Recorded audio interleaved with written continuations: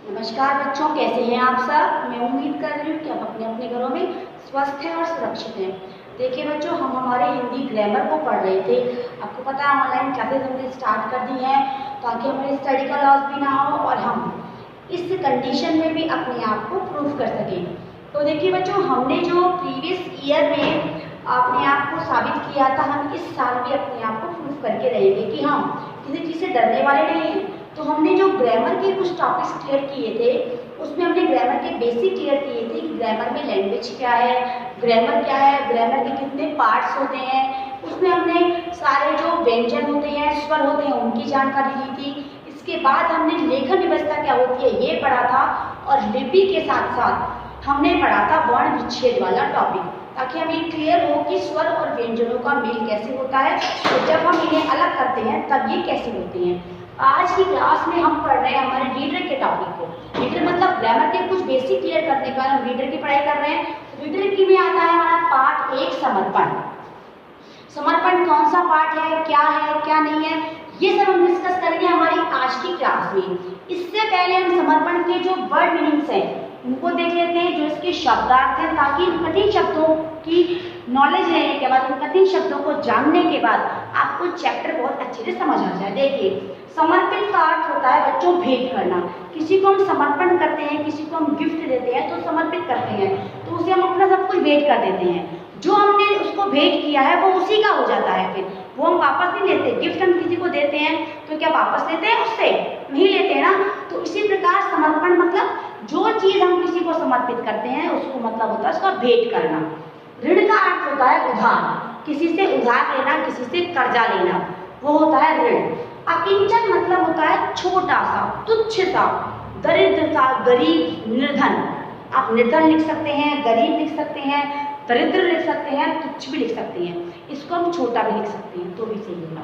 निवेदन का अर्थ होता है नम्रता पूर्वक आग्रह करना। जब आपको पता है कि जब आप एप्लीकेशन लिखते हैं हिंदी में तो स्टार्टिंग में क्या लिखते हैं, उसकी फॉर्मेशन जो होती है, सेकंड जो पैरा होता है उसमें क्या लिखते हैं हम, सविनय निवेदन है कि। सविनय लिखते हैं ना, सविनय का मतलब होता है निवेदन। निवेदन मतलब हम आपसे नम्रता पूर्वक आग्रह कर रहे हैं। आप चाहे लिव की एप्लीकेशन लिखें, चाहे आप फीस माफ की लिखें, या कोई सी भी एप्लीकेशन लिखें, कोई सा भी प्रार्थना पत्र लिखेंगे, निवेदन में क्या होता है, नम्रता पूर्वक, पूरी नम्रता के साथ हम उससे आग्रह कर रहे हैं कि वो हमारी बात को सुने। भाल का अर्थ होता है बच्चों मस्तक। मस्तक यानी हमारा सिर। चरण का अर्थ होता है पैर। आशीष का अर्थ आप जानते हैं, आशीर्वाद होता है। रक्त का कण-कण, रक्त मतलब हमारे खून का, कण-कण मतलब एक एक बूंद, हमारे खून की एक एक बूंद। तलवार मांझना, तलवार मांझने का अर्थ होता है तलवार की धार को पैनी करना। तलवार की धार को, क्योंकि तलवार में धार में भी तलवार किस काम की, तो तलवार मांझना यानी तलवार की धार को पैनी करना। स्वप्न का अर्थ होता है बच्चों सपना। स्वप्न अर्थात सपना। क्षण क्षण, क्षण क्षण का अर्थ होता है प्रत्येक पल। क्षण क्षण अर्थात प्रत्येक पल। ध्वज का अर्थ होता है झंडा। सुमन अर्थात फूल। चमन अर्थात उद्यान या बगीचा। चमन अर्थात उद्यान या बगीचा या बाग। नीड का अर्थ होता है घोंसला। पशु पक्षी जो अपने लिए घर बनाते हैं उसे हम घोंसला कहते हैं, और उसे हम नीड भी कहते हैं। तृण तृण, तृण तृण यानी एक एक तिनका, घास का एक एक तिनका। तृण यानी घास होती है, तो घास के एक एक तिनके से पक्षी अपना नीड बनाते हैं, पक्षी अपना घोंसला बनाते हैं। ये जो हमारी कविता है, इसके लेखक है बच्चों श्री राम अवतार त्यागी जी। कौन है? श्री राम अवतार त्यागी जी। तो श्री राम अवतार त्यागी जी के बारे में भी कुछ जान लेते हैं। देखिए, देशभक्ति एवं मानव जीवन के विविध पक्षों के संबंध में उनके अंदर देशभक्ति की भावना भी थी, और मानव जीवन यानी जो हमें मिला है उसके विविध पक्ष, अलग अलग एस्पेक्ट होते हैं हमारे मानव जीवन के। कभी सुख की स्थिति होती है, कभी दुख की स्थिति होती है, कभी हमारे चाहने की स्थिति होती है, कभी किसी चीज़ को हम नहीं चाहते हैं, कभी कोई चीज़ जो हम पे फोर्स की जाती है, कोई चीज़ से हम प्रेशराइज होते हैं। तो अलग अलग पक्षों पर, अलग अलग एस्पेक्ट पर सरस रचनाएं लिखने वाले थे श्री राम अवतार त्यागी जी। इनका जन्म 1925 में हुआ था, 1925 में उत्तर उत्तर प्रदेश के मुरादाबाद में। 1925 में उत्तर प्रदेश के मुरादाबाद में इनका जन्म हुआ। नया खून, आठवां स्वर आदि इनकी प्रसिद्ध रचनाएं हैं। कौन कौन सी हैं? नया खून और आठवां स्वर। इनकी मृत्यु हुई थी 1985 में, यानी 1985 में इनकी मृत्यु हो गई थी। अब देखिए समर्पण जो कविता है इसमें इसके बारे में या इससे रिलेटेड जो थॉट है वो पढ़ते हैं हम। मार्क ट्वेन ने कहा है देश के प्रति हमेशा वफादारी करनी चाहिए। अब आप कहेंगे कि ये तो सबको पता है, सब जानते हैं इस बात को कि देश के प्रति हमेशा वफादारी करनी चाहिए। जानते सब हैं, मानते कितने लोग हैं? डिपेंड ये करता है। देखिए आपके बचपन में आपको पता है कि जो आपकी बुक्स होती हैं वो सब आपके अकॉर्डिंग, आपके मेंटल लेवल के अकॉर्डिंग पब्लिशर निकालता है। चैप्टरों का कलेक्शन जो करता है वो बच्चों के मेंटली लेवल को देखकर किया जाता है। तो बच्चों में इस टाइम में देश के प्रति वफादारी की भावना जगाने का प्रयास किया है ताकि बच्चे अपने देश के लिए वफादार बने, ताकि वो भविष्य में भी अपने देश के लिए वफादार ही रहे। और हर व्यक्ति को अपने देश के लिए वफादारी करनी चाहिए, क्योंकि ये देश किसका है? हमारा, और हम किसके हैं? इस देश के। देखिए समर्पण कविता के बारे में, इस कविता में कवि देश के लिए अपना सब कुछ समर्पित कर देना चाहता है। सब कुछ समर्पित अर्थात सब कुछ भेंट कर देना चाहता है, और सब कुछ भेंट करने के बाद वो कुछ भी वापस नहीं ले सकता, क्योंकि बताया था आपको समर्पित का अर्थ होता है भेंट करना, और भेंट अर्थात जिस चीज को हम वापस ना ले सके। मातृभूमि के लिए तन, मन, गान, प्राण, जीवन, स्वप्न और आयु का प्रत्येक क्षण समर्पित करके भी कवि को ऐसा प्रतीत होता है, यानी वो अपने जीवन की हर चीज को अपने देश को समर्पित कर रहा है, फिर भी उसको ऐसा लग रहा है कि उन्हें देश के लिए कुछ और समर्पित करना चाहिए। ये सब कुछ देने के बाद मुझे एक कमी लग रही है कि शायद मुझे अपने देश के लिए कुछ और करना चाहिए। कविता का उद्देश्य मातृभूमि के प्रति प्रत्येक व्यक्ति में समर्पण, त्याग और श्रद्धा की भावना को जागृत करना है। मैंने बताया था आपको चैप्टर का सिलेक्शन हमारे मेंटल लेवल के अकॉर्डिंग होता है, तो इस चैप्टर के अकॉर्डिंग इस चैप्टर का जो मेन मकसद है आपकी बुक में इस चैप्टर को देने का क्या है? मानव जाति में क्या करना? मातृभूमि के प्रति प्रत्येक व्यक्ति के अंदर समर्पण, त्याग और श्रद्धा की भावना को जागृत करना। चलिए स्टार्ट करते हैं चैप्टर हमारा। मन समर्पित, तन समर्पित और यह जीवन समर्पित, चाहता हूँ देश की धरती तुझे कुछ और भी दूं। देखिए मन समर्पित, मैंने अपने देश के लिए अपना मन समर्पित कर दिया है, साथ ही साथ अपना तन भी अपने देश को भेंट कर दिया है। अपना मन देश को भेंट कर दिया है, अपना तन देश को भेंट कर दिया है, और ये संपूर्ण जीवन, ये संपूर्ण जिंदगी मैंने अपने देश को भेंट कर दी है। फिर चाह रहा हूँ देश की धरती तुझे कुछ और भी दूं। कवि ये कह रहा है कि मैं इतना सब कुछ देने के बाद भी ये चाहता हूँ कि ये देश की धरती तुझे कुछ और देना चाहता हूँ।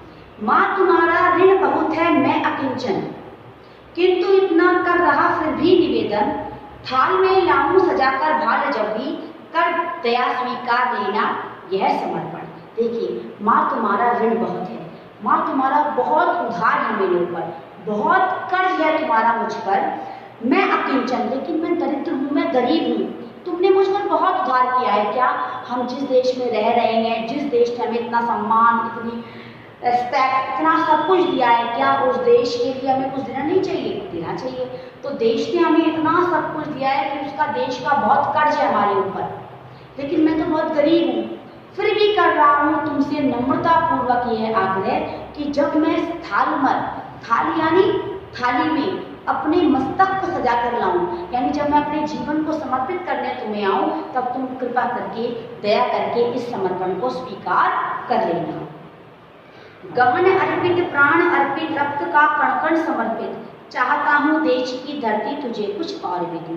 गान अर्पित, प्राण अर्पित, गान अर्पित है यानी मैं गाना अर्पित करता हूँ तुम्हें, अपने जीवन की हर एक क्षण को अर्पित करता हूँ। प्राण अर्पित करता हूँ, अपनी सांसों का जो दान है, वो सांसों का जो है वो सब कुछ तुम्हें देता हूँ। रक्त का प्रत्येक कण, रक्त की प्रत्येक गुण तुम्हें समर्पित करता हूँ। उसके बाद भी चाहता हूँ कि देश की धरती तुझे कुछ और भी दूं। मांझ दो तलवार को लगाओ नदेली, बांध दो कसकर कमर पर ढाल मेरी, भाल पर मल दो चरण की धूल थोड़ी, शीश पर आशीष की छाया घनेरी। मांझ दो तलवार, तलवार को साफ कर दो और बिल्कुल भी देरी मत करो। तलवार की धार को पैनी कर दो और इस काम में देरी मत लगाओ। बांध दो कमर पर कसकर ढाल मेरी, और मेरी कमर पर इस ढाल को कसकर बांध दो। ढाल कर मल दो चरण की धूल थोड़ी, और मेरे मस्तक पर इन आपके चरणों की धूल थोड़ी सी लगा दो। शीश पर आशीष की छाया घनेरी, और मेरे सर के ऊपर आपके आशीर्वादों की छाया कर दो। यानी मेरे सर पे आप क्या करो, अपने आशीर्वादों की छाया कर दो, जिसके बूते पर, जिसके बल पर मैं तुम्हारे प्रति जिंदगी भर वफादार रहूं। स्वप्न अर्पित, प्रश्न अर्पित, आयु का क्षण क्षण समर्पित। मेरे सारे स्वप्न, मेरे सारे सपने, मेरे सारे प्रश्न, मेरे जितने भी क्वेश्चंस हैं वो सब कुछ, और मेरी आयु का प्रत्येक क्षण मैं आपको समर्पित करता हूँ। चाहता हूँ देश की धरती तुझे कुछ और भी दूं, तोड़ता हूँ मोह का बंधन क्षमा दो, गांव मेरे द्वार घर आंगन क्षमा दो। आज सीधे हाथ में तलवार दे दो और बाएं हाथ में ध्वज को थमा दो। देखिए, तोड़ता हूँ मोह का बंधन क्षमा दो, मैं बंधन तोड़ रहा हूँ इस मोह का, मुझे इसके लिए क्षमा कर दो। गांव मेरे द्वार घर आंगन क्षमा दो, और मेरे द्वार, मेरा घर, मेरा आंगन, ये सब मुझे क्षमा कर दो। क्यों? क्योंकि तुम्हारा भी मुझ पर कर्ज है, लेकिन सबसे बड़ा कर्ज किसका है मेरे ऊपर? मेरे देश का। तो मुझे अपने देश का कर्ज पहले उतारने दो, और तुम सब मुझे क्षमा कर दो। आज सीधे हाथ में तलवार दे दो और बाएं हाथ में ध्वज को थमा दो। आज मेरे सीधे हाथ में मुझे क्या दे दो? तलवार, और बाएं हाथ में क्या दे दो? अपने देश का ध्वजा, अपने देश का झंडा, ताकि मैं अपने देश के झंडे को लेकर क्या करूं? इसकी जो कर्ज है मेरे पर उसको उतार सकूं।